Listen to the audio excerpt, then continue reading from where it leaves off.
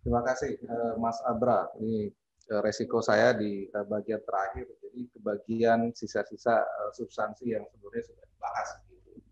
Saya tidak akan mengulang beberapa hal. Mungkin 3 slide pertama saya sebenarnya mengulang apa disampaikan Pak Keco, Pak Rektor, kemudian Pak Charles dan Pak Bustanul ya, berkaitan bahwa intinya bahwa memang beberapa sektor ekonomi kita, khususnya pertanian itu masih bertahan dan bahkan memang relatif bertahan di tengah situasi pandemi, dan saya kira tidak hanya di Indonesia tapi di negara manapun ini menjadi fondasi substansi untuk sektor ini tetap bertahan begitu ya. Nah, lanjut mungkin slide-nya kalau kita lihat ya. Nah, saya akan menyoroti mungkin 3 slide ini, intinya adalah bahwa memang pertanian tetap tumbuh positif bagus, cuma memang menjadi catatan beberapa subsektor tadi sampaikan Prof. Inul di peternakan terkait yang juga pelemahan permintaan dan juga daya beli masyarakat, perikanan juga sama, dan saya kira memang catatan untuk di kehutanan soal kelangkaan bahan baku dan market yang relatif terbatas, dan umumnya ini tidak terjadi hampir 5 tahun terakhir, dan memang agak sedikit problem yang sulit dipecahkan begitu. Nah, yang kedua memang betul bahwa beban di pertanian ya, meskipun satu sisi dianggap bahwa dari sektor ini menjadi penyerap tenaga kerja atau bantalan, tapi kita lihat ini akan, kalau situasi pandemi saya kira akan cepat kembali mereka ke perkotaan, karena tentunya kalau kita lihat banyak mereka yang sebenarnya berstatus setengah pengangguran begitu, dan karena pandemi mereka menjadi job loss dan umumnya akhirnya kembali ke desa. Nah, dan saya kira kalau situasinya nanti pulih, saya kira nanti akan dengan sendirinya pekerja-pekerja di sektor pertanian akan juga berkurang begitu. Nah, ini yang saya kira akan terjadi di tengah pemulihan ekonomi, dan kami melihat bahwa memang situasi ini sifatnya sementara, bahwa sektor pertanian menyerap lapangan kerja dan menjadi bantalan pada akhirnya adalah dari sisi tenaga kerja sifatnya sementara begitu. Nah, yang kedua, kalau kita lihat lanjut ke slide selanjutnya tadi ya, slide tadi soal tenaga kerja. Tapi yang menarik adalah dari sisi ekspor tadi juga disampaikan bahwa sektor ini juga mampu, kalau kita lihat tren sektornya justru mengalahkan pertumbuhan ekspor sektor-sektor lainnya begitu. Kalau kita lihat dalam 3 triwulan terakhir, baik industri maupun katakanlah di sektor slide berikutnya, maupun di sektor pertambangan dan sebagainya begitu. Jadi justru sektor pertanian yang relatif growth-nya lebih baik dibandingkan subsektor lainnya. Meskipun dari sisi nilai kami kira memang pertanian jauh lebih sedikit dibandingkan di sektor industri pengolahan maupun pertambangan dan subsektor lainnya. Nah, apa sih tantangannya kita hadapi? Mungkin sudut pandang saya akan saya lihat dalam beberapa hal. Agak lebih tajam kita pada beberapa produk yang menjadi mandat katakanlah kebutuhan pokok kita terhadap beberapa komoditi gitu.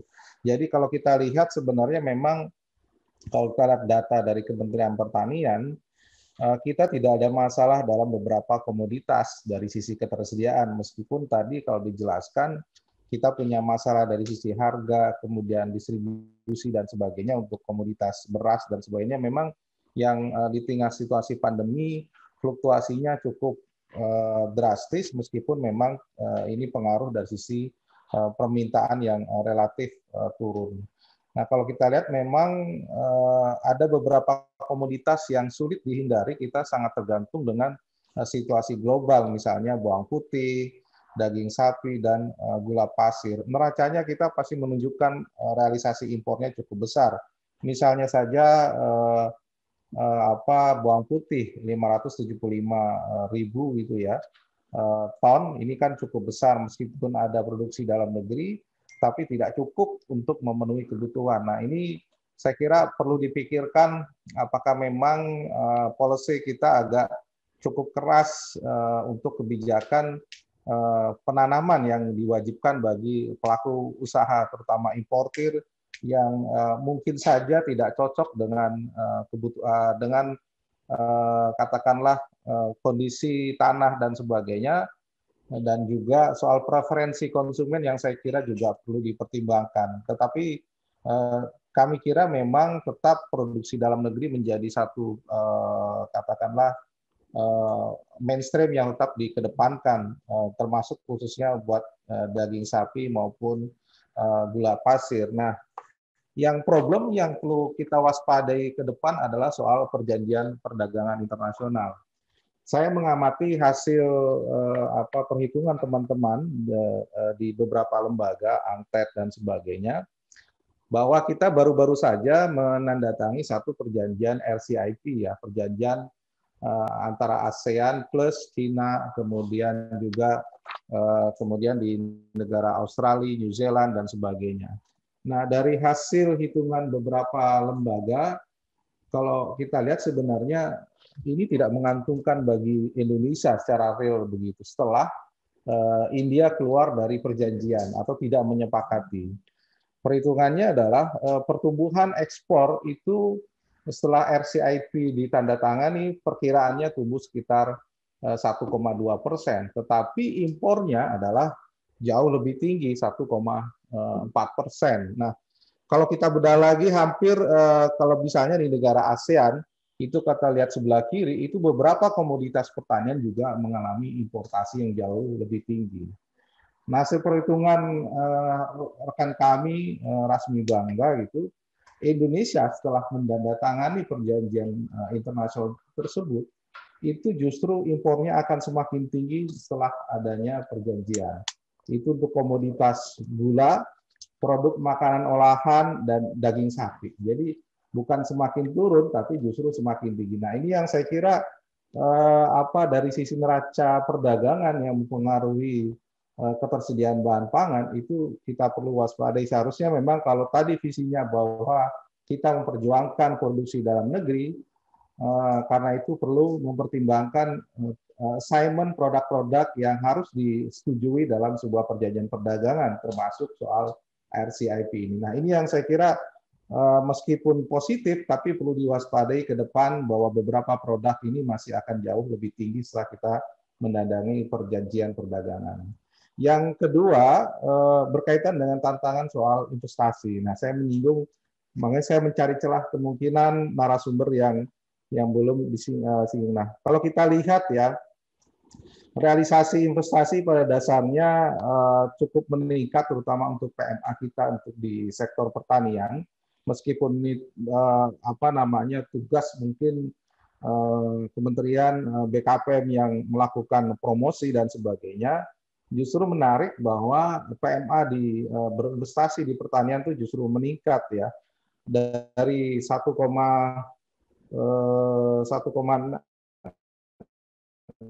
mohon maaf bisa nggak kebaca ya, naik begitu jadi 1,04 menjadi 1,27 miliar US dollar. Sementara PMDN justru mengalami penurunan dari 53,21 menjadi 33,82 triliun rupiah begitu. Jadi yang catatannya adalah justru di tengah pandemi catatan realisasi investasi PMDN justru turun drastis, terutama untuk sektor pertanian.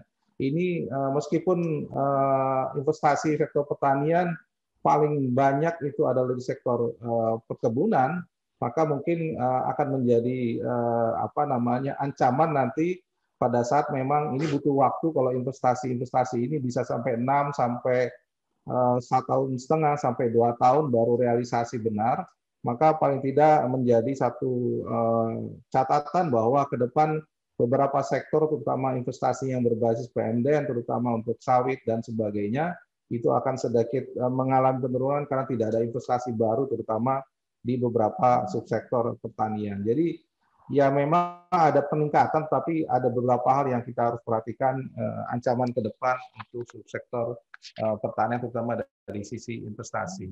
Yang kedua, saya melihat satu hal berkaitan dengan isu anggaran tadi sudah disampaikan oleh Pak Charles ya. Ya memang kalau kita lihat sebenarnya kita punya masalah dari sisi anggaran ya. Kalau kita lihat, seingat saya memang hampir 2.700 belanja negara, sebelumnya di nota itu anggaran untuk sektor pertanian itu sekitar 21,8 triliun dan akhirnya refocusing ya menjadi 15,5 triliun begitu. Karena kalau kita lihat ada perubahan struktur misalnya di program PEN yang semula 330 triliun menjadi 680-an dan akhirnya harus mengambil porsi dari banyak kementerian lembaga. Di Kementerian Pertanian misalnya akan turun 28,9% gitu ya. Catatannya adalah tentu saja apakah memang beberapa target atau keberhasilan ataupun capaian di tahun 2020 ini akan berulang atau tidak ketika anggaran satu sektor atau KL ini diturunkan. Artinya daya dukung tentu saja katakanlah daya dukung dari satu tugas karena ini juga akan menyangkut bagaimana penyediaan infrastruktur, kita bicara SDM, bicara tadi transformasi, tapi kalau sisi anggaran ternyata tidak ada dukungan, ya saya kira juga kita patut mempertanyakan apakah capaian itu masih bisa tercapai di 2021, meskipun katakanlah cukup besar begitu. Ya meskipun ya 15,5 triliun masih naik daripada dibandingkan 2020. Nah, ini saya kira yang menjadi tantangan apakah memang realistis nggak sih kalau misalnya 2021 anggaran diturunkan, pemerintah masih tetap mentargetkan pada target produksi yang sama begitu untuk beberapa komoditas. Kemudian saya menyambung pembicaraan tadi mengenai Prof. Ino, bagaimana kita bicara soal TFP, jadi total factor productivity yang bicara teknologi. Dan juga tadi berkaitan dengan anggaran. Kalau kita lihat data R&D kita, itu stagnan dari 3 tahun terakhir itu sekitar 0,2%. Jadi memang relatif kecil. Bayangkan kalau kita lihat dari China, itu hampir mungkin berapa tahun itu dari 0,5 hingga mencapai lebih dari 3% begitu. Jadi kalau kita bandingkan dengan katakanlah Afrika, Jepang, meskipun mereka lebih tinggi, lihatlah Cina yang growth-nya itu yang warna biru tebal tengah itu tinggi sekali dan kita stagnan. Jadi kalau kita bicara TFP tadi bahwa ancamannya adalah soal produktivitas di sektor pertanian itu relatif lebih kecil begitu. Yang kedua juga persoalan R&D ini. Kalau kita lihat, misalnya saya ambil sampel data dari Bappenas ya 2019 untuk budget R&D. Kalau kita lihat anggaran R&D ini tersebar di banyak kementerian lembaga dan paling besar adalah di Kementerian Pertanian. Pertanyaannya adalah dengan anggaran ya kalau kita hitung 2019 balik bank itu sekitar 1,5 triliun, apakah memang cukup untuk kita punya satu modality meningkatkan TFP kita untuk menghasilkan satu katakanlah produk-produk dan katakanlah teknologi yang memang bisa menjadi problem solver kita begitu. Di samping soal bahwa TFP juga sangat dipengaruhi bagaimana kita menyiapkan SDM yang tepat untuk meningkatkan kemampuan teknologi. Tapi dari sini saja itu saya kira menjadi problem bahwa sangat sulit kita berharap dengan situasi dukungan R&D pada pemerintah sekarang kalau misalnya strukturnya masih seperti ini. Yang lain saya kira yang menjadi catatan ya, setuju bahwa memang pertanian ini menjadi katakanlah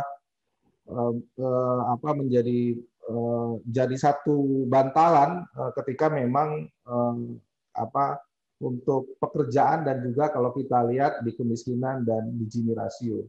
Kalau kita lihat ini artinya bahwa ketika kemiskinan naik, justru di pedesaan kenaikannya itu jauh lebih rendah dibandingkan perkotaan. Artinya dia mampu memberikan satu bantalan kenaikan yang normal dari angka rata-ratanya begitu. Meskipun memang selalu pertanian lebih rendah, tetapi di sini saya kira satu hal yang menjadi positif meskipun ke depan karena dari sisi tingkat kesejahteraan di pedesaan yang cerminan dari sektor pertanian itu lebih rendah, itu menjadi PR bersama.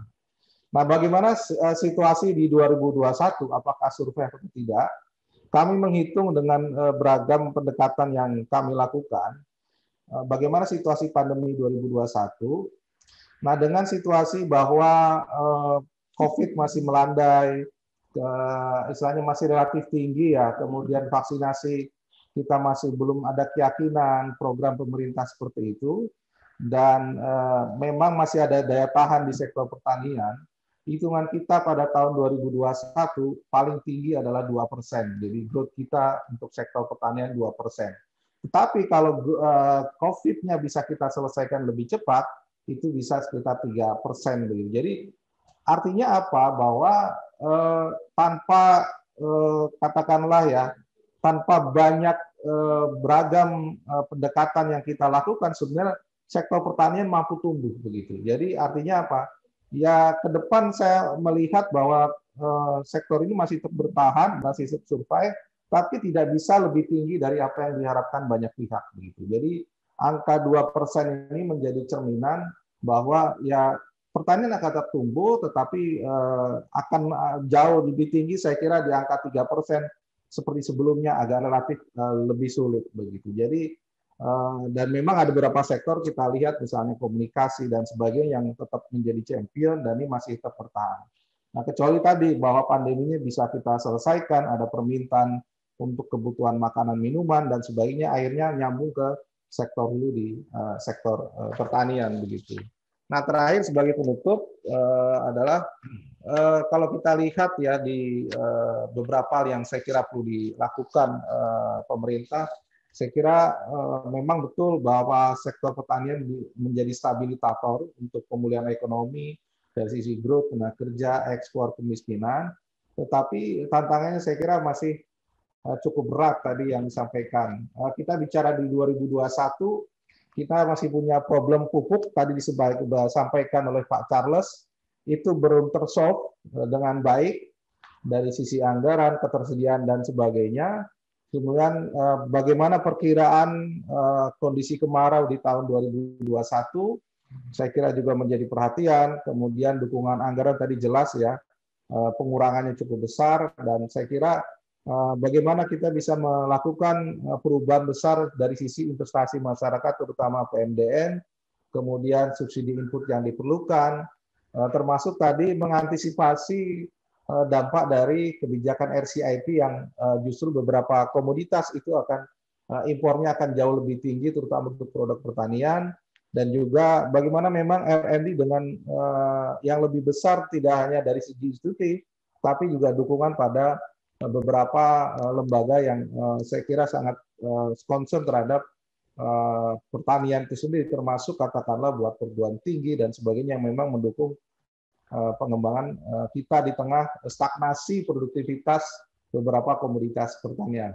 Tapi yang lebih penting saya kira memang perlu dukungan semua kementerian, tidak hanya dari pertanian saja, tapi saya melihat memang kalau kita bandingkan katakanlah pengurangan anggaran dari kementerian-kementerian lain, seharusnya memang ada satu proporsi pengurangan yang lebih rasional bagi terutama bagi kementerian yang bertanggung jawab di sektor pertanian. Saya kira itu, Mas Abrah. Terima kasih. Assalamualaikum warahmatullahi wabarakatuh. Waalaikumsalam.